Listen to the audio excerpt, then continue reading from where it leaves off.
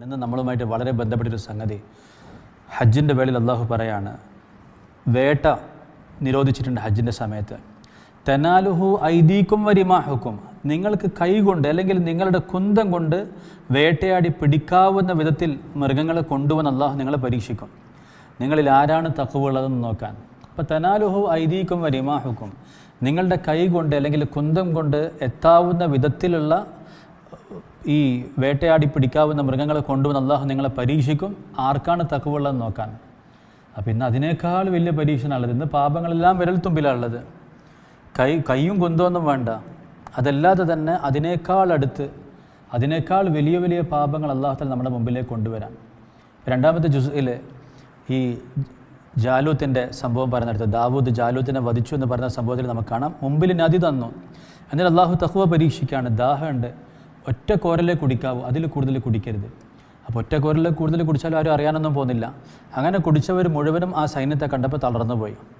തഖ്വ പാലിച്ചവർ ഹിമ്മത്തോടു കൂടെ മുമ്പോട്ട് പോയി. അപ്പോൾ ഇവിടെ അള്ളാഹു പറയാണ്, തനാലുഹു ഐദീക്കും വരിമാഹുക്കും ലിയഅലമല്ലാഹു മൻ യഖാഫുഹു ബിൽ ഗൈബ്. ആരാണ് സ്വകാര്യതയിൽ അള്ളാഹുവിനെ സൂക്ഷിക്കുന്നതെന്നറിയാൻ കൈ കൊണ്ടെത്തിപ്പിടിക്കാവുന്ന ദൂരത്തിൽ അള്ളാഹു പാപങ്ങളെ, വിലക്കപ്പെട്ട കാര്യങ്ങളെ കൊണ്ടുവന്ന് തരും എന്ന് പറഞ്ഞു. അതിനേക്കാൾ വലിയ പരീക്ഷണത്തിന് ഇന്ന് നമ്മളുള്ളത്. ഇന്ന് വിരൽത്തുമ്പിൽ പല തരത്തിലുള്ള പാപങ്ങൾ അള്ളാഹു തആല തരാണ് പരീക്ഷിക്കാൻ വേണ്ടി. അപ്പോൾ അതിൽ പെട്ടുപോകാതിരിക്കുക എന്നുള്ളതാണ് ഒരു മുഅ്മിനിൻ്റെ വഴി. സൂക്ഷിച്ചു കഴിഞ്ഞാൽ കാലാകാലത്തേക്കുള്ള പ്രതിഫലം അള്ളാഹുവിൻ്റെ സന്നിധിയിലുള്ള ഉയർന്ന പദവികളാണ് കിട്ടുക. ലിയഅലമല്ലാഹു മൻ യഖാഫുഹു ബിൽ ഗൈബ്.